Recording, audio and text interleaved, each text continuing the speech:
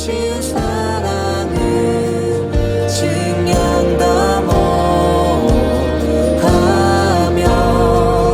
영원히 변치 않는 사랑 성도여 찬양하세.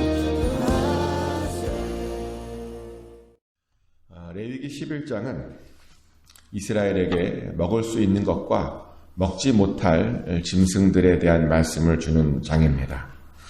하나님께서는 이스라엘에게 말씀하시기를 육지 짐승 중에서 먹을 것들이 어떤 것이냐면 굽이 갈라져 쪽벌이 되고 새김질하는 것만 먹으라 라고 말씀하십니다. 그래서 낙타는 굽이 갈라져 있지 않아서 먹으면 안 된답니다. 또 사반과 토끼도 마찬가지로 굽이 갈라져 있지 않아서 먹으면 안 되고, 돼지는 굽이 갈라져 있지만 새김질을 못해서 먹으면 안 된다라고 이야기합니다. 또 물에 있는 것 중에는 지느러미와 비늘이 있는 것만 먹으랍니다. 또 새 중에는 독수리와 박쥐같이 맹금류는 먹으면 안 된답니다. 또 곤충 중에는 바퀴벌레처럼 날개가 있고 네 발로 기어다니는 것은 먹으면 안 되고, 하지만 발에 뛰는 것이 있어서 뛰어다니는 메뚜기 같은 뛰어다니는 것은 먹어도 된답니다.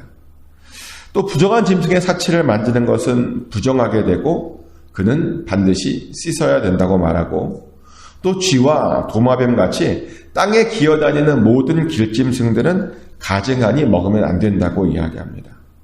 또 아무리 정결한 짐승이라도 자연적으로 죽게 되면 그것은 부정하니 먹거나 손대서는 안 된다라고 이야기하죠. 이렇게 하나님께서는 이스라엘에게 먹을 것과 먹지 못할 것에 대해서 알려주셨습니다. 근데 많은 사람들이 이 목록에 대해서 이런 의문을 갖습니다. 먹을 수 있는 것과 먹지 못하는 것, 왜 그렇게 하나님께서 구분하셨나는 겁니다. 그렇지 않습니까? 우리 생각하는 이해가 안 돼요. 우리는 돼지도 먹고, 토끼도 먹고, 다 먹습니다. 웬만하면 다 먹어요. 근데 하나님께서 먹지 말라 그러셨어요. 기준이 뭐냐는 겁니다. 기준이. 많은 학자들이 이 기준에 대한 여러 의견들을 내놓은 것을 보았습니다. 이런 것도 있더라고요. 하나님께서 이렇게 기준을 구분하신 이유는 뭐냐면, 어떤 짐승들은 이방인들이 우상을 위해 드려진 짐승이다 보니 먹지 않아야 되고, 어떤 짐승은 그들이 안 드리는, 우상으로 안 드리는 짐승이니 먹어도 된다. 하나님의 기준이 이런 것이다 라고 말하기도 합니다. 근데 그렇게 하면 좀 문제가 있어요. 왜냐하면 이방인들도 소를 가지고 제사를 드렸거든요. 소를 가지고 제사를 지었습니다. 근데 하나님도 소를 봤죠. 그래서 그 기준에 따르면 또 맞질 않아요. 이런 것들이. 소는 하나님께 드려지는 최고의 제물 중 하나죠. 그래서 아닌 것 같습니다. 또 어떤 이는 하나님께서 위생을 생각해서 거룩한 것과 거룩하지 않은 것을 구별했다라고도 이야기합니다. 예를 들어서 돼지고기를 금지시킨 이유는 뭐냐면, 돼지고기에는 선모충병이라고 하는 병을 일으키는 회충이 있기 때문이랍니다. 선모충이 뭐냐면 우리의 장에 기생하는 작은 회충 중에 하나인데, 그 선모충을 가지고 있는 고기를 날거로 먹거나 아니면 덜 익혀 먹으면 감염된답니다. 근데 이 선모충을 누가 갖고 있느냐? 놀랍게도 사람도 갖고 있고요, 돼지도 갖고 있고, 개도 갖고 있고, 고양이도 갖고 있답니다. 그래서 이런 고기를 덜 익혀 먹으면 선모충병에 걸려서 건강에 안 좋다는 것입니다. 또 사반과 토끼는요, 야토병을 일으키는 것을 갖고 있고, 지느러미와 비늘이 없는 물고기들은 물속으로 파고 들어가는 경향이 있다 보니까 위험한 박테리아를 가지고 있답니다.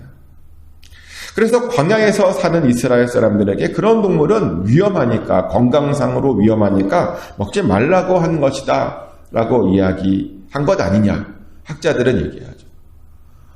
그런 것 같아요. 위험한 거니까 먹지 말라라고. 왜냐하면 그 당시에는 사실 사람들에게 박테리아나 세균이나 기생충 그런 개념이 없었습니다.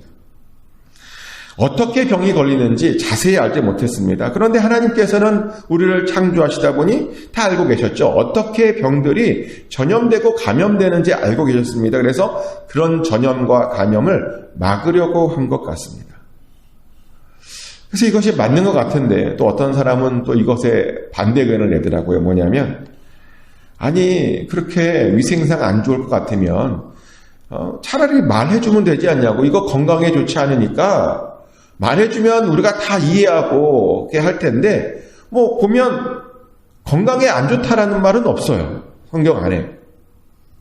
그냥 하나님께서 부정한 거야 라고 말을 했지 뭐 그거 먹으면 병 걸린다 그런 말은 없다는 겁니다.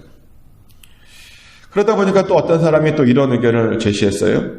그냥 하나님께서 마음대로 인위적으로 정하신 것이라고. 근데 저는 이 의견이 더 설득력 있는 것 같습니다. 왜냐하면 우리가요 하나님의 일들과 하나님의 마음을 잘 몰라요. 혹시 하나님을 100% 이해하시는 분 계십니까? 하나님이 왜 그러시는지 아시는 분 계십니까? 좀 아시면 좀 알려주세요.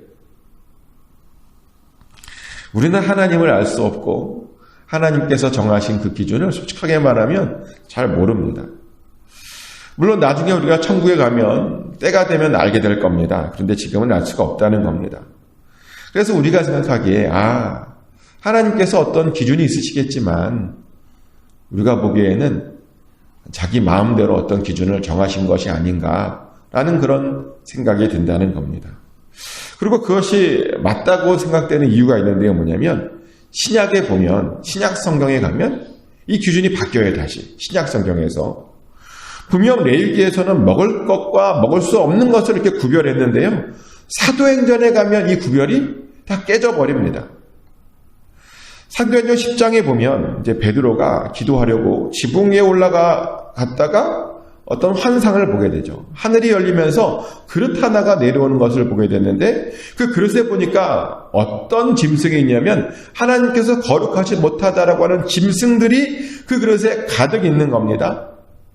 레위기에서 우리가 방금 읽었던 거기에서 금지한 음식들이요. 그런 짐승들이 그 그릇에 가득 있었고요. 그런데 하늘에서 이런 소리가 들리죠. 베드로야 일어나 그것을 잡아먹어라 라고 그런 음성이 들렸습니다. 잡아먹으랍니다. 그래서 베드로가요. 레위기 말씀을 잘 알고 있다 보니까 거절했습니다. 속되고 깨끗하지 않은 것을 먹을 수 없다라고 분명히 거절했습니다. 그랬더니 하나님께서 이렇게 말씀하시는 거예요. 하나님께서 깨끗하다고 하신 것을 네가 속되다 말하지 말라라. 하나님께서요 깨끗하게 하셨답니다. 그래서 그것을 거절하면 안 된답니다. 그런데 이런 환상을요 무려 3번이나 반복해서 베드로에게 보내주셨다는 겁니다. 그런데 이 베드로가 본 환상에는 아주 중요한 의미가 있었죠. 나중에 보니까 하나님께서요 이달리아의 부대의 백부장이었던 고넬료를 구원하고 싶었습니다. 이방인 고넬료를 구원하고 싶었습니다. 근데 베드로에게 시키면 이방인이니까 베드로가 안 갈 것 같았습니다. 그 집은 이방인의 집이고 그들은 부정한 음식을 먹는 자들이니 가지 않을 거라고 하나님께서 알고 계셨죠. 그래서 먼저 베드로에게 그 음식은 부정한 것이 아니고 내가 다시 바꿨어 라고 말씀하시면서 편견을 깨주시죠. 실제로 베드로는 그 환상 후에 깊이 무언가를 깨닫고 하나님의 명령을 따라서 고넬료의 집으로 갔고요. 그래서 그와 같이 교제하고 나서 감동을 받아서 세례를 베풀었더니 하나님의 성령이 그 자리에서 임했다라고 성경은 이야기하죠. 고넬료를 위해서 또 베드로를 위해서 하나님께서 음식 규정을 깨신 겁니다. 근데 이 사건은 단순히 고넬료 한 사람의 어떤 구원만을 위한 것은 아닙니다. 이 사건을 계기로 실제로 음식 규정이 바뀌었습니다. 하나님께서 새롭게 먹을 수 있는 것과 먹지 못하는 것을 새롭게 규정해 주셨다는 겁니다. 그래서요, 사도 바울 같은 경우는 이방인들과 함께 먹었습니다. 레위기에서 규정한 부정한 것들이라고 말하는 것들을요, 이방인들과 함께 먹었습니다. 유대인들은 부정하다고 먹지 못하고 있는 그 음식들을 하나님만 믿고 하나님께서 정결해 주셨음을 믿고 믿음으로 먹었습니다. 그렇게 이방인의 사도가 되었죠. 근데 이 이야기 속에서 우리는 다시 뭘 보게 되냐면 역시 정하다고 하는 것과 부정하다고 하는 것의 기준은 하나님 마음대로라는 겁니다. 하나님께서 정하시다라고 하면 그것은 정한 것이 됩니다. 하나님께서 부정하다라고 말하면 그것은 부정한 것이 되는 겁니다. 모든 기준이 하나님의 말씀이라는 것이죠. 근데 당연합니다. 하나님이 기준입니다. 하나님의 말씀이 진리입니다. 그래서 우리는 그것을 깨닫고 하나님의 기준에 맞춰서 살려고 노력해야 됩니다. 하지만 많은 분들이 하나님의 기준대로 따라 살아야 되는데 자기 마음대로 기준을 잡아놓고 그 기준에 맞춰 살려고 합니다. 아니면 세상 사람들이 말하는 그 기준에 맞춰 살려고 합니다. 저는 이런 분을 보았어요. 자신은 몸이 너무 약해서 주님의 일을 못하겠다라는 우리가 흔히 듣는 얘기입니다. 교회 생활을 하다 보면요, 정말 흔히 듣는 얘기예요. 몸이 좀 안 좋아서, 몸이 약해서, 상황이 좀 있어서, 내가 연약해서 그 일을 못하겠다라고 하는 분들을 정말 많이 만나게 됩니다. 그런데 몸이 약하고 강하고의 기준이 뭡니까? 그것이 하나님의 기준일까요? 아니면 나의 기준일까요? 몸이 약하고 강하고의 기준. 저는 몸이 약하다, 몸이 강하다도 내가 세운 기준이라고 생각합니다. 그것은 하나님의 기준이 아니라는 겁니다. 실제로 우리가 생각하기에 어떻게 그런 몸으로 하나님의 일을 할까라고 싶은 분들이 꽤 많습니다. 그런 몸으로 이런 일들을 하네라고 하는 그런 분들을 만날 때가요, 정말 많다는 겁니다. 대표적인 분이 송명희 시인이죠. 송명희 시인 아시죠? 예. 몸을 제대로 움직일 수 없었습니다. 몸만 못 움직입니까? 말도 제대로 못했습니다.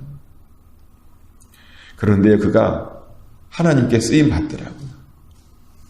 몸도 못 움직이고 말도 못하는 그녀가요, 하나님을 영광 들렸습니다.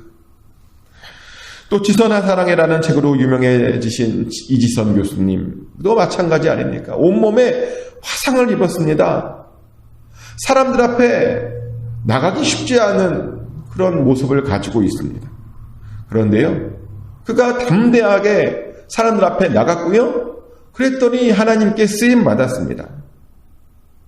그런 것들을 보면요, 우리가 생각하기에 나는 너무 몸이 약해서, 나는 환경이 따라주지 않아서 하나님의 일을 못해라고 하는 그런 변명, 그런 핑계는 할 수 없다는 겁니다. 내가 생각하는 기준과 주님께서 정하신 기준은 다릅니다. 나의 생각과 하나님의 생각은 다르다는 겁니다. 그래서 우리는요, 나의 기준에 맞춰 따라가는 것이 아니라, 세상에 생각하는 그런 기준에 따라가는 것이 아니라 하나님의 기준에 맞춰서 하나님께서 하라는 대로 가야 하는 것이죠. 하나님께서 할 수 있다고 하면 그것은 할 수 있는 일입니다. 또 우리가 보기에 할 수 있을 것 같아도 하나님이 할 수 없다라고 선을 그으면 우리는 그 일을 하면 안 되는 것이죠. 얼마 전에도 개인적으로 그런 일을 경험한 적이 있습니다. 얼마 전에 저희 딸이 대학을 다니고 있는데 앞으로 좀 좋은 대학원에 가려고 필요한 또 인턴십을 좀 알아보고 있는 중이었습니다. 근데 좋은 인턴십 자리를 구하려면 어떤 서클에 들어가야 된대요. 참 말도 안 되는 소리 같은데, 좋은 인턴십 자리를 구하려면 그 서클에 들어가야 그 서클에서 소개시켜주는, 알고 있는 좋은 인턴십 자리를 찾을 수 있답니다. 그래서 이 아이가 그 서클에 들어가려고 애를 썼습니다. 근데 뭐라고 말했냐면, 자기 정도면 들어갈 수 있지 않겠냐고 그런 말을 해요, 교만스럽게. 그러면서 또 기특하게 기도 부탁을 했어요. 기도해달라고. 그래서 저희가 열심히 기도를 했죠. 열심히 기도했습니다. 근데 떨어졌어요. 자기 정도면 될 것 같은데 하나님의 기준과 또 자기 기준이 달랐던 거죠. 떨어졌습니다. 떨어지고 나서 딸이 그러는 거예요. 왜 떨어졌는지 모르겠다고. 아무래도 거기는 미모로 뽑는 것 같다고. 자기가 미모가 안 돼서 떨어진 것 아닌 거냐. 그런 말을 하면서 아무튼 모르겠대요. 그래서 안타깝죠. 안타까웠습니다. 근데 놀랍게도 그 서클에서 추천해주는 인턴십보다 더 좋은 인턴십 자리를 우연찮게 구했습니다. 정말 좋은 인턴십인데요. 거기를 우연찮게 지원해서 합격을 했습니다. 그래서 서클의 도움 없이 들어갔습니다. 그런 것을 보면 우리가 생각하는 그 생각과 하나님의 생각이 틀리고 우리의 계획과 하나님의 계획이 확실히 틀리구나.